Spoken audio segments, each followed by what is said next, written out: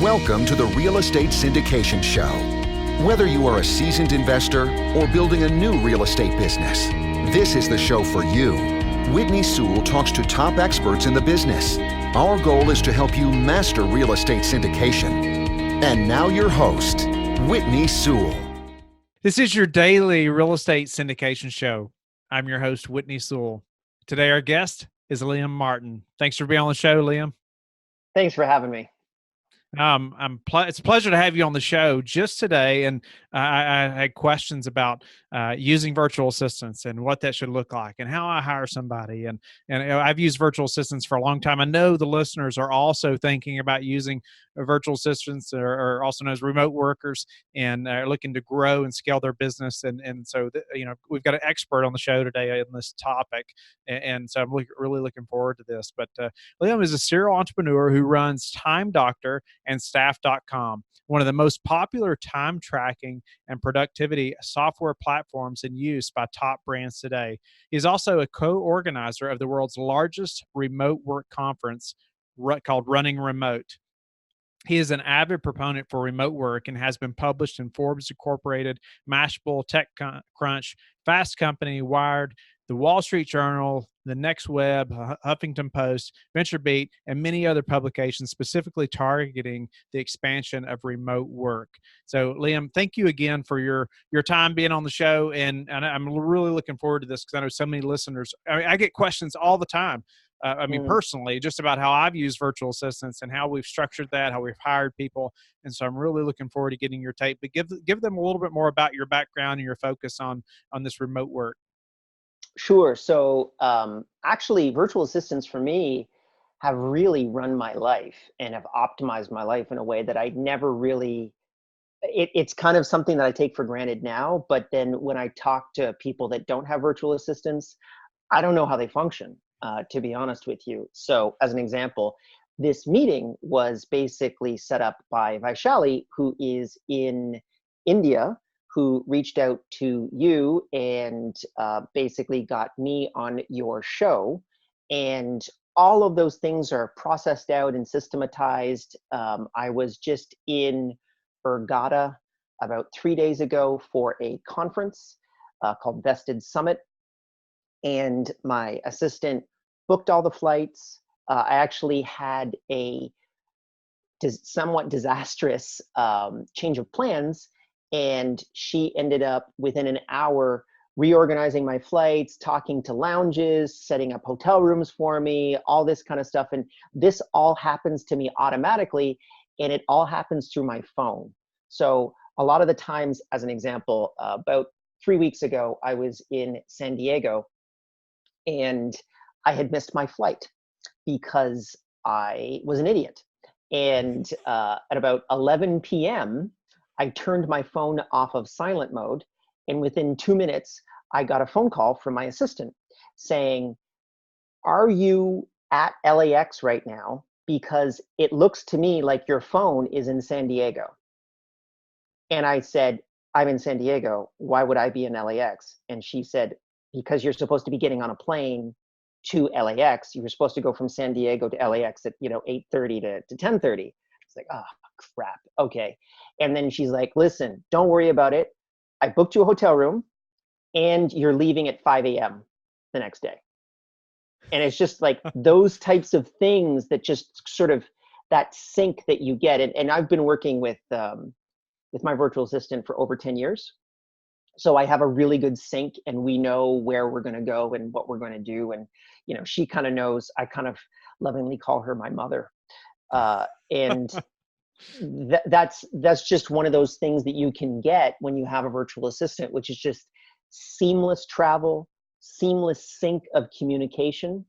And, for anyone that's in the real estate game, that's just so critical when, you're going to be doing a real estate deal or meeting with a client or anything like this. It's just, it probably arguably adds probably a 30% increase to my overall productivity per day. So I can get 30% more things done per day just by adding a virtual assistant.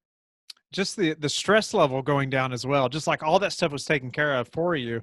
You didn't have to grab your laptop or your phone, get all that stuff out, trying to figure out changing your flights, your hotel, it was just all done for you?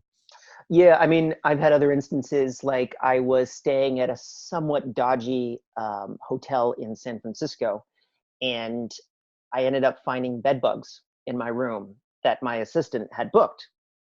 And we have all of these like processes and procedures, like I will not fly below before 10 a.m. And if it's longer than 7 hours, I will pay for a business upgrade. Like we have all these if then statements that build into how she books all my travel. But I had found bed bugs, and I called her up and I said, hey, I think we got to get out of this room. And she flipped out. And within 10 minutes, someone had been called up to my room from the concierge and said, well, you've been upgraded to the presidential suite. And this was all through her, because she basically got on the phone and said, we were booking it through, I believe, Expedia, and we book hundreds of nights per quarter through the company on Expedia. And they saw that we were like a complete, a triple platinum or whatever the heck you want to call it user.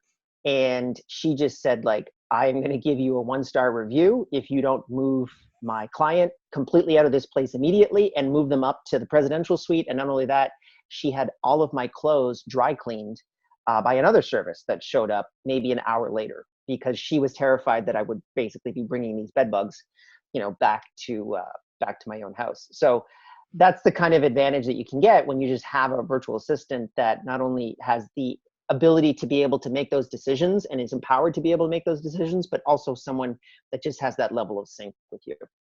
Okay, so yeah, 10 years. Is that common? I wanted to ask you that somebody will have the same virtual assistant or remote worker for that long. Well, I don't know. I know for me, that's something that I really like. Yes. I would say that the longer that you can be with someone that you really like, you should stick with them. Now, actually, my virtual assistant, there's a terminology in the remote workspace called digital nomadism, which is someone that has no set address and travels the world. And these people basically work from their laptops. So this is my virtual assistant now. So I think she's in Kyoto in Japan right now. I don't know where she's going to go next, but she constantly travels the world. But she always knows, here's my sync time with Liam. This is when he needs to get on this flight or he needs to do this meeting. And she just is always ahead of the curve, Wow. and always understanding where I'm going to be next. Sometimes she knows before I know. That's the great thing, if she knows before you know. So I know the Yeah, listeners are, common questions that there's a few common questions and maybe some not so common that I'd love to get into.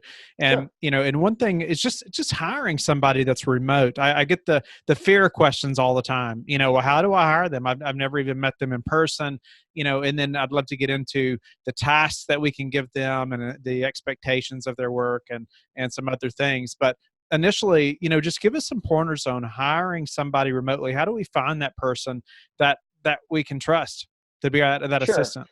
So there's a couple platforms that you can work from as a starting point. Upwork is the biggest one in the industry. That was a merger of Odesk and Elance, which used to be the two largest space, basically project work companies in the space.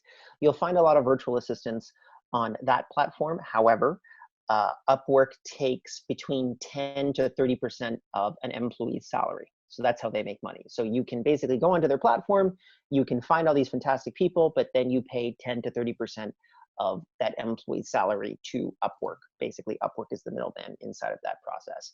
On the reverse side is TopTal. TopTal is one of the top kind of like almost remote headhunting agencies in the world, and they will actually just charge you a fee up front to be able to find somebody fantastic. So if you want to find a virtual assistant or a developer or anyone else, you can go to TopTal. They will tell you how much it will cost to be able to find a virtual assistant, as an example, and then they're going to go through that process. I personally really like two platforms that have, we do about 90% of our hiring through these two platforms now, which is Remote OK and We Work Remotely. So these are both job boards specifically for remote workers. and they already know, hey, this is working remotely. Usually they'll have experience working remotely beforehand. So it's very easy to be able to get up and going with somebody. Now, in terms of virtual assistant, like areas to be able to hire, the Philippines is probably the best place right now. It's an exact 12-hour flip from Eastern Standard Time. So if you're in New York, as an example, your virtual assistant would be a 12-hour flip. And if you can get them to work night shift, then they're going to be on all of that time with you. They So have fantastic, go ahead.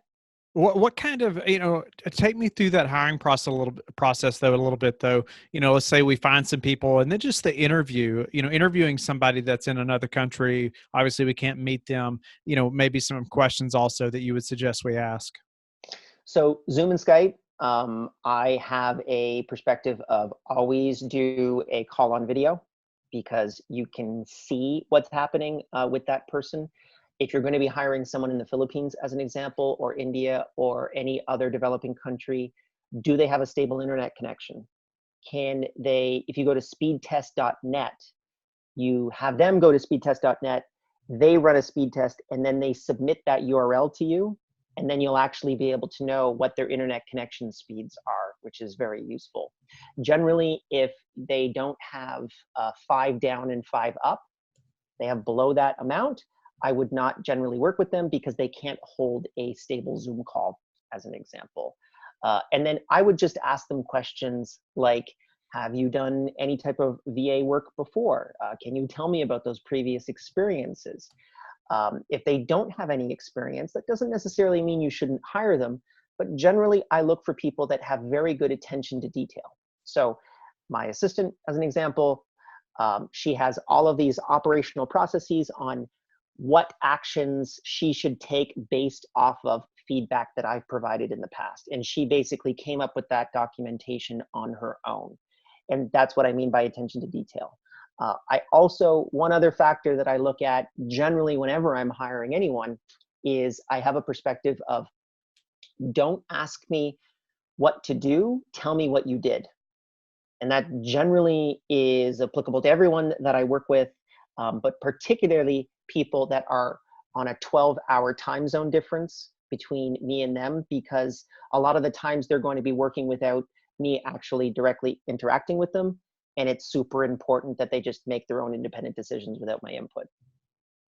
I like that. I like that. It's important that you give them that rein a little bit as well, right? That you're not micromanaging to the point they feel like they're bound from making those decisions.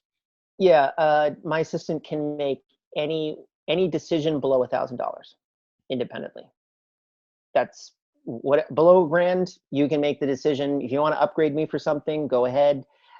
If you want to buy something for me, if you think that this hotel room is going to be a little bit nicer than this other hotel room, and she kind of knows based off of the interactions that I've had that maybe I really don't want to buy this very expensive place for $250 a night, and I'd rather go to this other place for $160 a night. So she works those types of things out with me. My co-founder, as an example, he likes much more expensive places than I do. I can't spend that extra money. It hurts me every single time I do. So she has different operational documents for me versus him.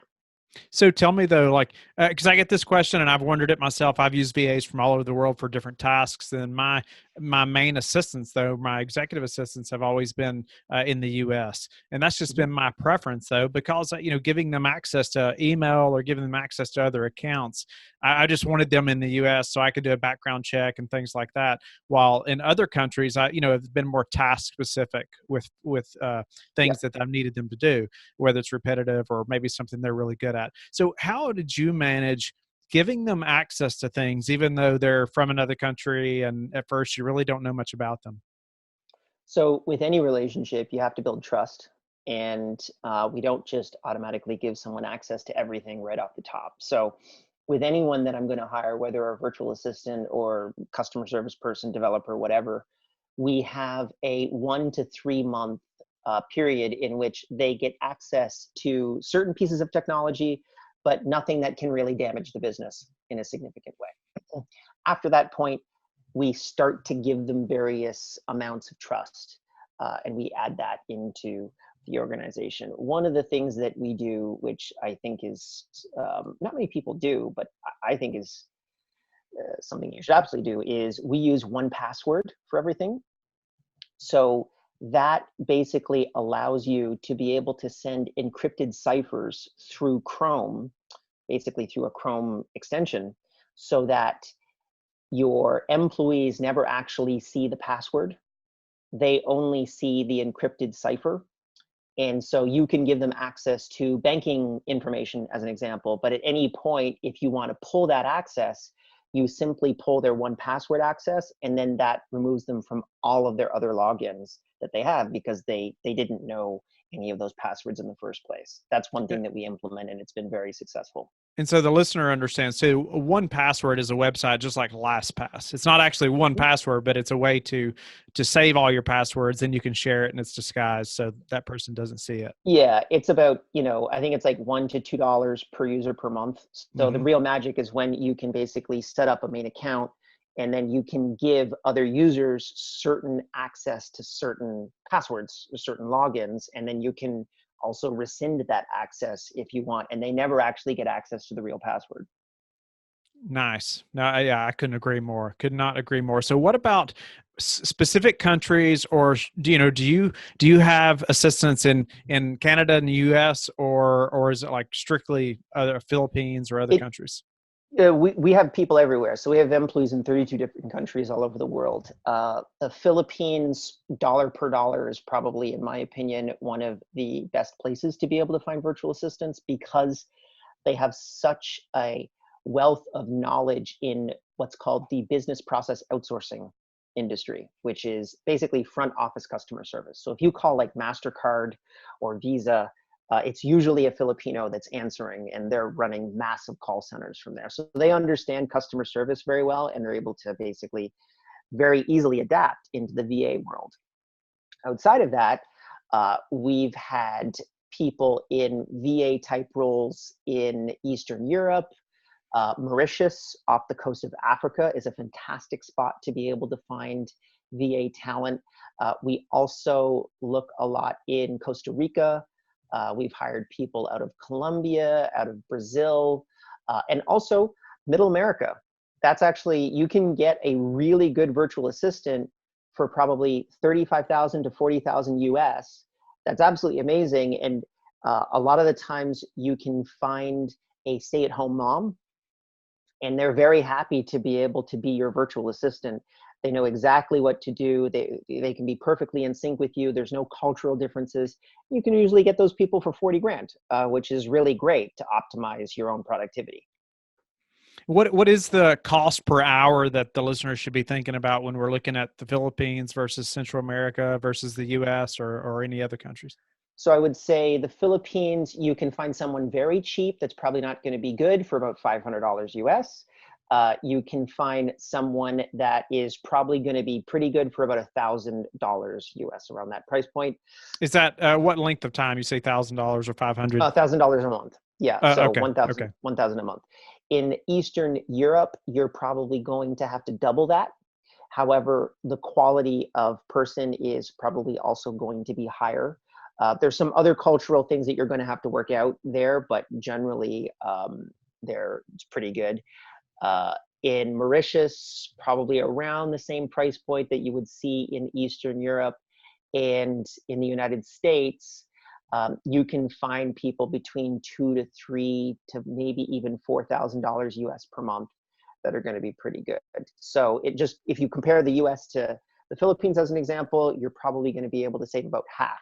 So you really need to run that calculation in your own mind. You might even want to test a couple VAs, a US-based one and a Filipino-based one, and say to yourself, well, is the US-based one twice as good as the Filipino one? That's kind of the calculation that I have in my mind. And if you have a larger team, we would probably a lot of the times have, like, let's say maybe one US-based person, and then that US-based person might get optimized by 2 Filipino people to be able to make that US-based person more productive. All of our top level people in the company, we all have virtual assistants. So we just say en masse, like that's an employee perk that you get. because we know that that makes at least me 30% more productive. Can you give the listener some examples of maybe how they could best use that assistant at first? You know, they haven't used one yet, but they're, you know, I encourage people all the time. I'm like, you write down things you do all day. I know there's things you could give to a remote worker or a virtual assistant, and it doesn't even have to be sensitive stuff at first, you know? So, but what do you recommend people do at first just to get their kind of their feet wet in this process? So I would say, to your point, write down a list of your biggest time sucks. So what do you spend a lot of time doing that is not a very productive use of your time? And then cross-reference that with things that you hate to do. Because the things that you hate to do are usually the ones that you want to kind of get off your plate as quickly as humanly possible. So for me, email was at the very top of that list. So you create a very small document, operational document on how to answer emails. So if you ever email me, and you'll probably see this, the signature is different. So it would either be Leah Martin or it would be my assistant's name on behalf of Leah Martin. And you can actually set this up through Google Apps for Business, where you literally can have a delegated email account. So your virtual assistant can look at all of your emails, and then I will show up, let's say at 9 a.m. and 3/4 of the emails that I should have opened, my assistant has already opened and either deleted, responded to, or done something else with. And then I only have, let's say, 100 emails out of the 400 emails that I should be answering. So that's a major time suck for me. I mean, you can go down the list. It basically just cross-reference it to what are my biggest time sucks, and then what do I hate doing? And if you can then just go through the list and start processing out all of those things that you hate to do that suck up your time. Yeah, so I had a guy today call me, and he's an investor friend of mine. And he's got a separate business outside of real estate, and he's looking to venture into hiring a virtual assistant. And he wants somebody that can do social media and be an assistant. And I told him that really, if you have an executive assistant, that may not be that person that's like this expert in social media. That may need to be a separate virtual assistant, but I guess it could be the same person. But what is your thought on, how many things should I expect this person to be really good at? So that's an interesting debate. I can give you an example. Like Vaishali works in our marketing team. So she's not a virtual assistant, but she is really good at booking podcasts. So she's booked 402 podcasts over the last 2 years that I've successfully been on. And we can tie back a very specific ROI to all the podcasts that I've done and the views and what that's actually produced in terms of business for us. And I don't think I would trust Vaishali to be able to book my flights. I think that's a different type of mindset. So I would say probably start with one person that can adapt to a lot of different situations. And then eventually that person would become your quote unquote chief of staff, right? By the way, if you really want to make your virtual assistant happy, call them a chief of staff. They love it because it sounds very important and it sounds like you're the president, but it's just, you gave them another name. So that chief of staff would then be able to manage the other people. So maybe you've got someone that focuses on social media and is really working on like keeping all of your social media assets up and running. But if someone's really good at doing social media, I wouldn't necessarily trust them to book my flights, right? Like, I think those are two different perspectives, but maybe they would be really good at batching my email as an example, or maybe doing email marketing or something like that. You really just kind of have to figure out your categories and then break down those categories and see what those VAs are interested in expanding out into. I like that a lot. And what about, how do you pay them? Are you using PayPal? Are you using one of your systems? How does that work? PayPal sucks. So, and I mean, I can say very directly that PayPal sucks because their fees are exorbitant. And a lot of the time that money doesn't actually end up in that person's account. And it's very difficult to be able to pull that money out. The two solutions that I like the most are Payoneer and TransferWise. Say that first one again. How do you spell that? Payoneer, P-A-Y-A-N, P-A-Y-O-N-E-E-R, Payoneer, and then TransferWise is the other one. So Payoneer is really good for getting money into very difficult places. And TransferWise is by far the cheapest solution. It is I think it's about 10% of the cost of PayPal. And you can get money, moved into any possible account that you can think of in most of the developed and a pretty big chunk of the developing world. So those two solutions, much cheaper than PayPal. The money ends up in their account a lot more often, and it's also not held up. So this is something that a lot of people don't recognize, is that in developing countries, a lot of the times when you just have a whole bunch of cash that basically shows up in a random account, there's the KYC process, know your customer, that is sometimes very difficult for people in developing countries. So PayPal is not very good at making sure that money basically ends up where it should be. So what kind of tools do you use to really to manage these assistants and make sure they're productive? So I'm a little bit biased on this one, but TimeDoctor is one of the tools that we use quite a bit. So I'm measuring this call right now, and then this is going back into all of the other podcasts tasks that I have, and I just know very clearly exactly how much time I'm spending, what websites and applications I'm accessing, all that kind of stuff, and that's TimeDoctor. That's our tool. We kind of call it not just a time tracking tool, but a time analytics tool, which measures the overall productivity of a remote employee. Outside of that, I mean, we use tools like, I would say, if you just wanted to start at the very bottom, Google Apps for Business, to me, is one of the best dollars spent inside of your business. So it also gives you a calendar. It gives you a cloud documentation, cloud spreadsheets, Google Drive, cloud presentations. It's a really good tool to be able to share documents virtually, which is really good for remote work. Communication, we usually use Slack. Skype is a really good free tool. Zoom is a really good paid tool. We use Basecamp for a lot of our long form project management communication. I use Trello for a lot of very quick, fast projects, or Asana. I mean, it really just boils down to what you like and how you want to deploy it.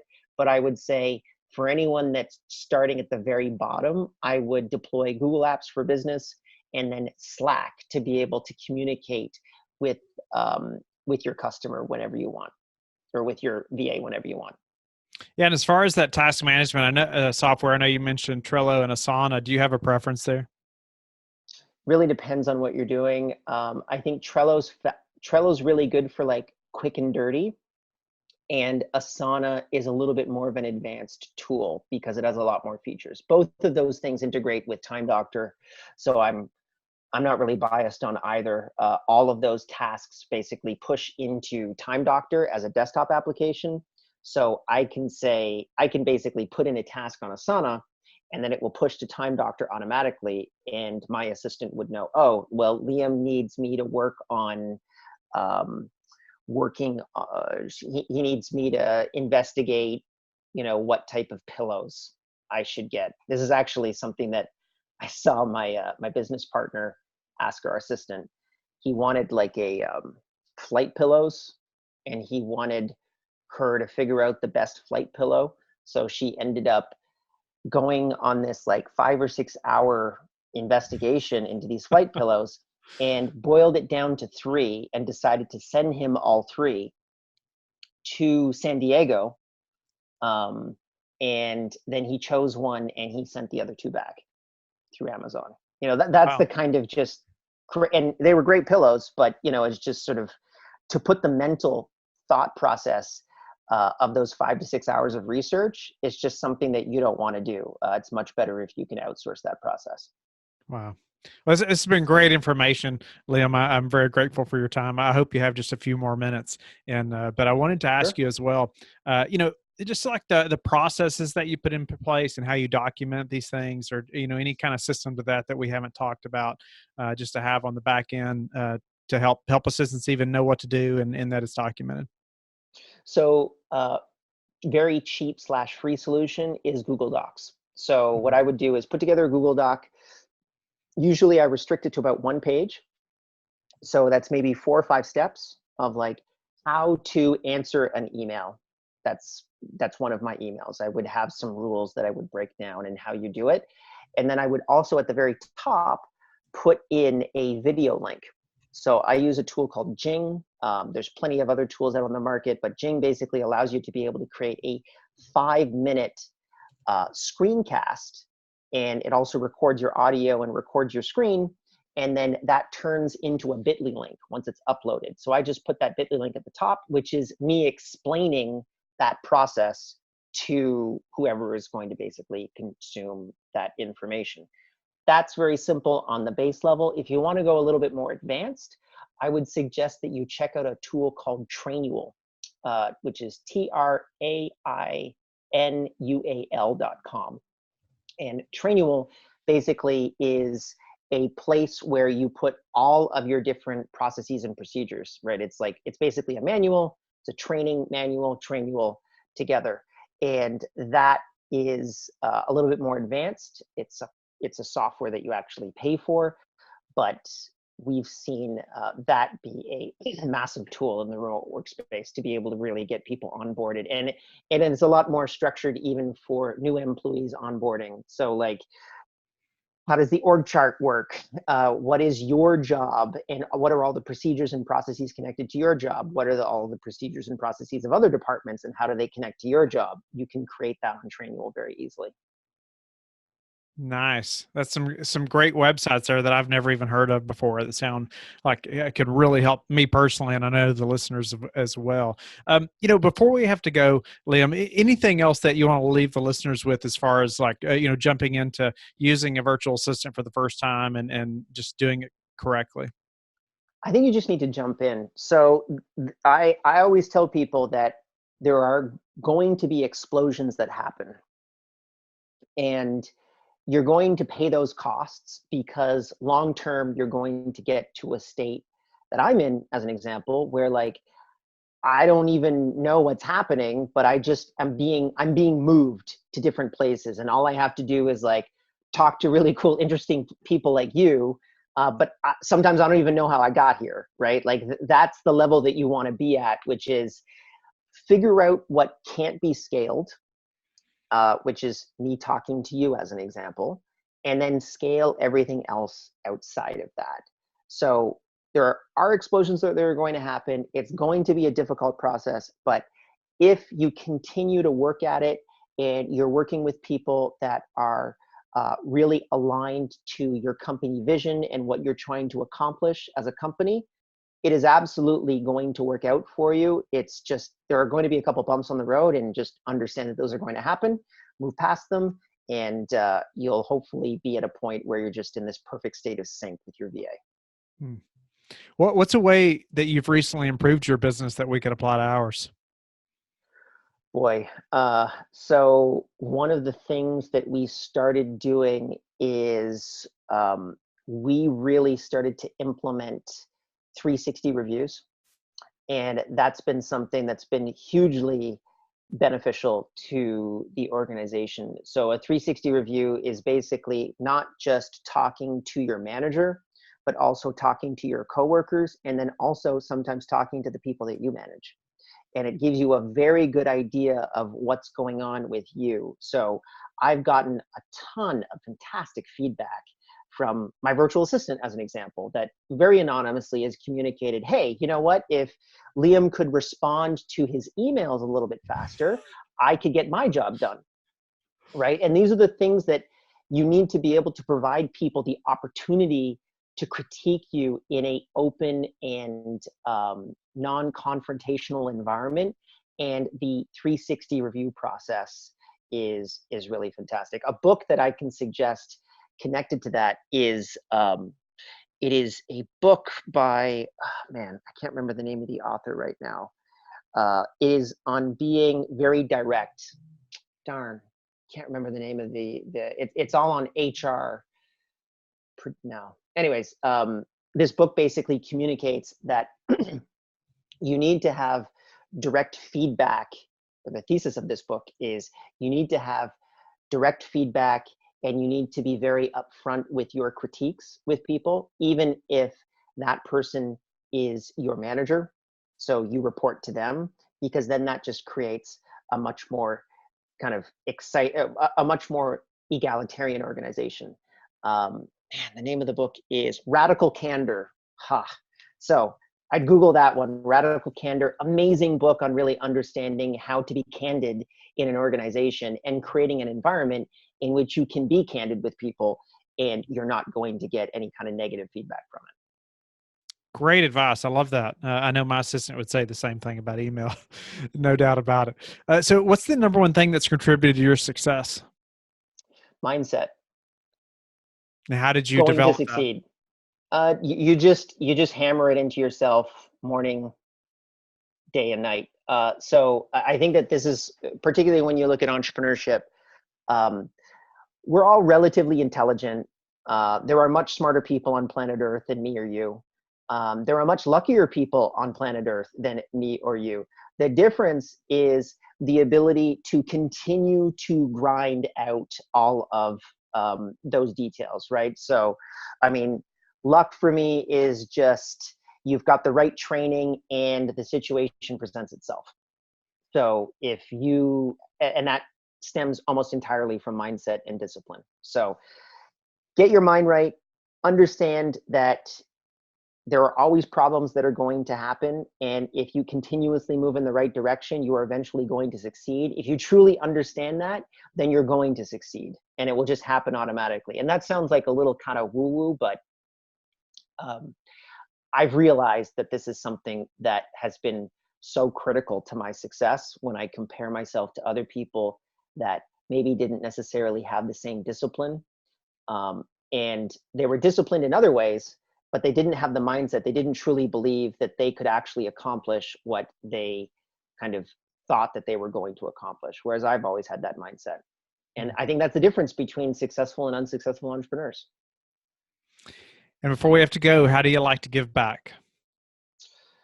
So that's something that we've actually been thinking quite a lot about at the company. So we give away 1% of our profits to charity, and we talk about pragmatic charity as much as humanly possible. So we really study where can we put those dollars to produce the maximum result. And one of the things that we've actually realized is our mission statement is that we want to empower people to work wherever they want, whenever they want.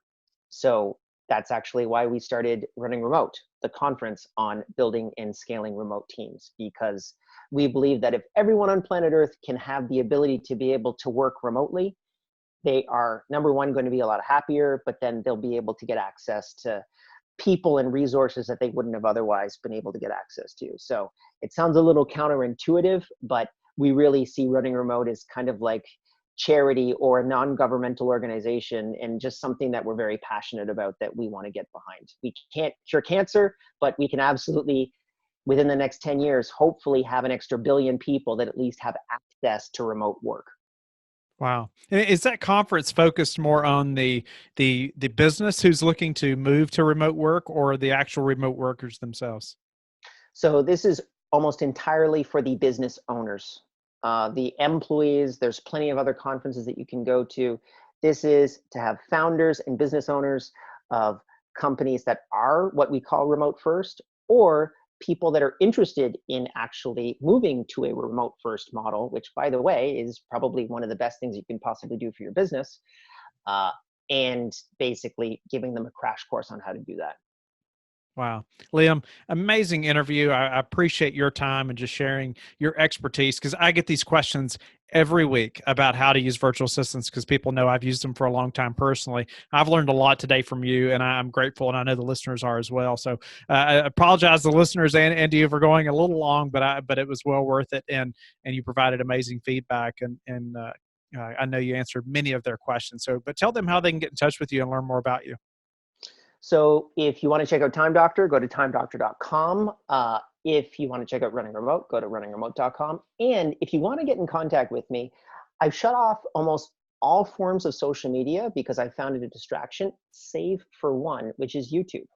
So if you go to youtube.com/running remote and you put in a comment anywhere, I will get back to you within 4 hours. It's not my virtual assistant. It's not somebody else. It's me personally, because I actually think that that's the most honest form of social media. So youtube.com/running remote, grab me on there, and I'd love to be able to have a conversation with you. Thank you for listening to the Real Estate Syndication Show, brought to you by Life Bridge Capital. Life Bridge Capital works with investors nationwide to invest in real estate, while also donating 50% of its profits to assist parents who are committing to adoption. Life Bridge Capital, making a difference, one investor and one child at a time. Connect online at www.lifebridgecapital.com for free material and videos to further your success.